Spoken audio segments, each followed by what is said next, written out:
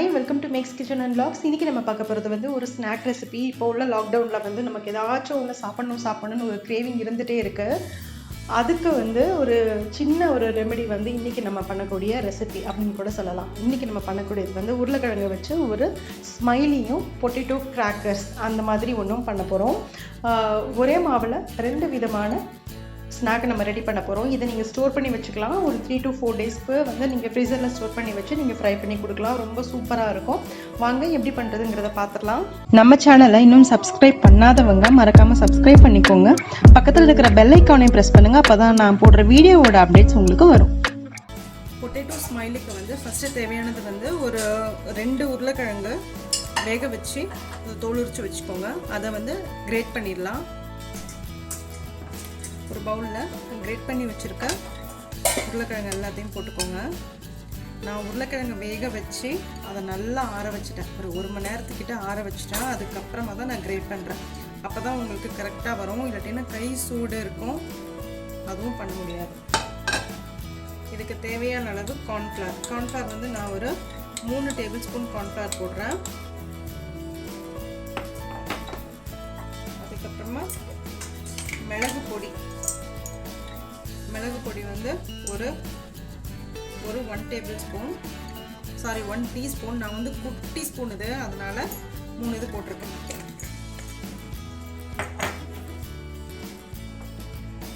கொஞ்சமா chilli powder, ஒரு 1/2 teaspoon chilli powder,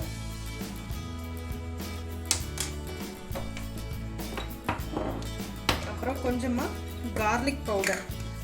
இது கடையிலே கிடைக்குது. அப்படி இல்லாட்டினா நீங்கள் கார்லிக் வந்து பொடிசாக நறுக்கி போட்டுக்கலாம். இல்லாட்டினா துருவி கூட நீங்கள் சேர்த்துக்கோங்க.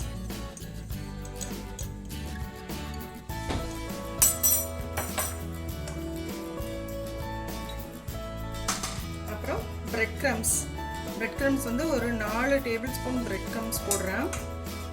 பார்த்துட்டு வேணும்னா போட்டுக்கலாம்.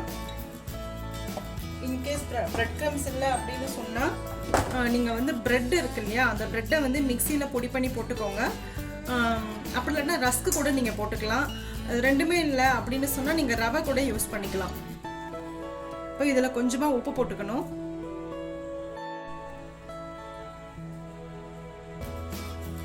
கொஞ்சமாக உப்பு போட்டுட்டு இதை நல்லா பிசைஞ்சிக்கலாம்.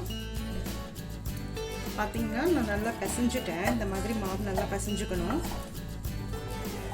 இந்த டைமில் ஒரு சப்பாத்தி கட்டையில் கொஞ்சமாக மாவு கீழே போட்டுக்கலாம், ஒட்டாமல் இருக்கிறதுக்கு.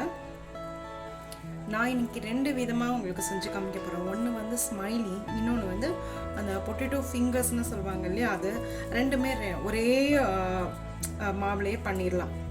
ஸோ கொஞ்சம் ஒட்டாமல் இருக்கிறதுக்கு மாவை வந்து கொஞ்சம் டஸ்ட் பண்ணிக்கோங்க. ஃப்ளேவர் வந்து உங்களோட இஷ்டம் தான். நீங்கள் வந்து சில்லி ஃப்ளேக்ஸ் போட்டுக்கலாம், அந்த ஆரிகானோ இருக்கு இல்லையா அது போட்டுக்கலாம், இட்டாலியன் சீசனிங் போட்டுக்கலாம், டாக்கோ சீசனிங் இருந்ததுன்னா அது போட்டுக்கலாம். நம்மளோட விருப்பம் தான். பட் நான் இன்றைக்கி வீட்டில் இருக்கிற சிம்பிள் மிளகுத்தூள் அது வச்சு பண்ணக்கூடியது தான் நான் பண்ணியிருக்கேன். இப்போ இதை வந்து நம்ம குட்டி குட்டியாக கட் பண்ணிப்போம். நான் இந்த மாதிரி கட் பண்ணிக்கிறேன். ஸோ இந்த மாதிரி கட் பண்ணி எடுத்துக்கிட்டாச்சு. ஒரு ஸ்ட்ரா வச்சுக்கோங்க. அந்த ஸ்மைலிக்கு வந்து கண்ணு,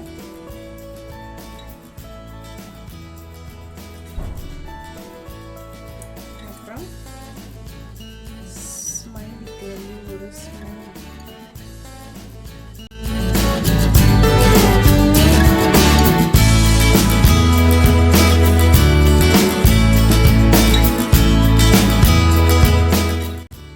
இந்த மாதிரி கட் பண்ணியாச்சு. இதை வந்து இதே மாதிரி ரெடி பண்ணிவிட்டு நம்ம ஃப்ரீசரில் வந்து ஒரு 1/2 hour வச்சுட்டு அதுக்கப்புறமா நம்ம ஃப்ரை பண்ணோம்னா சூப்பராக வரும் உங்களுக்கு. இப்போ ஸ்மைலி பார்த்தாச்சு. அடுத்து வந்து பொட்டேட்டோ ஃபிங்கர்ஸ் எப்படி பண்ணுறதுன்னு பார்த்துக்கலாம். அதுக்கு வந்து பார்த்தா ஒரு பவுலில் ஒரு 3 ஸ்பூன் மைதா மாவு,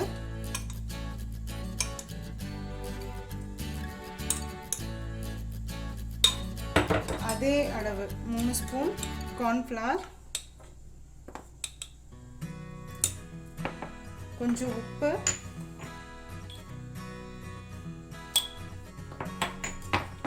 கொஞ்சமாக மிளகாத்தூள், ரொம்ப கொஞ்சமாக மிளகுத்தூள். ஏன்னா இது எல்லாமே நம்ம அந்த பொட்டேட்டோ ஃபில்லிங்கில் போட்டிருக்கோம். மேலே இருக்கிற இதுவும் வந்து கொஞ்சம் சீசனிங்காக இருந்ததுன்னா சாப்பிட ரொம்ப நல்லாயிருக்கும். இதை வந்து தண்ணி போட்டு நம்ம மிக்ஸ் பண்ணிக்கலாம். நான் ஆல்ரெடி பிரெட் க்ரம்ஸ் எடுத்து வச்சுருக்கேன். இப்போ அந்த மிக்சர் ரெடி பண்ணியாச்சு, பிரெட் க்ரம்ஸ் ரெடி பண்ணியாச்சு. நம்ம இந்த பொட்டேட்டோ இது ரெடி பண்ணி வச்சுருந்தோம் இல்லையா, அதை வந்து கொஞ்சமாக நம்ம எடுத்துக்கலாம். ஆல்ரெடி நான் ஸ்மைலி பண்ணி உள்ளே வச்சுட்டேன். அதை வந்து இதை கொஞ்சம் இப்படி திரட்டிக்கோங்க. உங்களுக்கு ஒட்டுற மாதிரி இருந்ததுன்னா கொஞ்சம் கொஞ்சமாக மாவு போட்டு திரட்டிக்கோங்க. கார்ன்ஃப்ளவர் ஆர் மைதா எதுனாலும் ஓகே. இப்போ இந்த மாதிரி நீளமாக இது மாதிரி இப்படி வச்சு திரட்டிக்கோங்க. கொஞ்சம் கொஞ்சமாக மாவு போட்டு திரட்டிங்கன்னா சரியாக இருக்கும். உங்களுக்கு எந்த அளவுக்கு வேணுமோ அந்த அளவுக்கு. எனக்கு இந்த அளவு போதும்.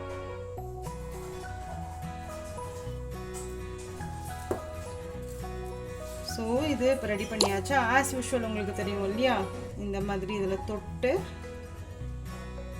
அப்புறம் பிரெட் க்ரம்ஸில் இதுக்கெல்லாம் 2 கை இருந்தால் தான் வேலையாகும். ஒரு கை வெட்டு, ஒரு கை ட்ரை, அதில் வச்சுக்கோங்க. இந்த மாதிரி பண்ணிவிட்டு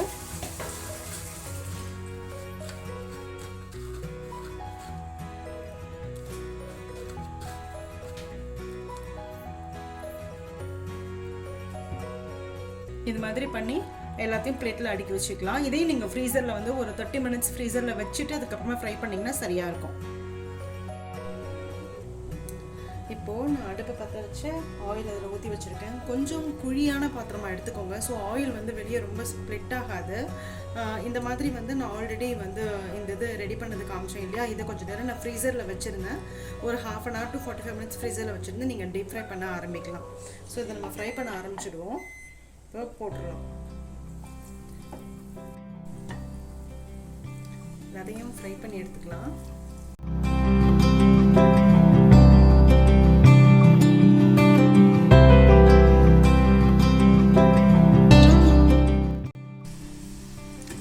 நல்ல அழகான ஒரு கலர் அச்சீவ் பண்ணிட்டோம். இதை நான் எடுத்துடுறேன். இப்போ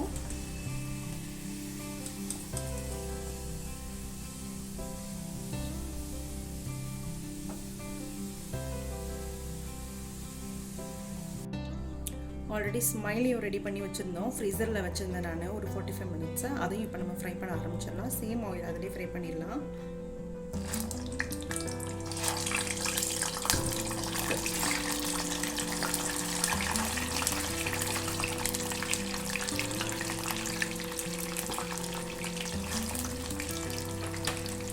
இது ஒரு 3 to 4 minutes வந்து ஆனதுக்கப்புறமா நீங்கள் திருப்பி போடுங்க.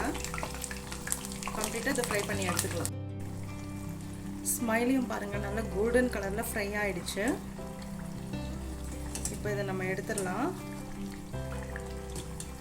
எடுத்துகிட்டு நீங்கள் மயோனைஸோட டொமேட்டோ கெச்சப் மிக்ஸ் பண்ணி நீங்கள் வந்து சர்வ் பண்ணலாம். அப்படின்னா ரெட் சில்லி சாஸோட மயோனைஸ் வந்து மிக்ஸ் பண்ணி நீங்கள் சர்வ் பண்ணலாம். சூப்பராக இருக்கும்.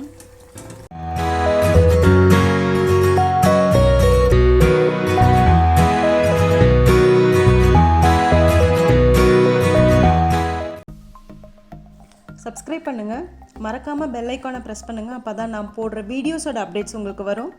லைக் பண்ணுங்கள், கமெண்ட் பண்ணுங்கள், ஃப்ரெண்ட்ஸோடு ஷேர் பண்ணுங்கள். தேங்க்யூ.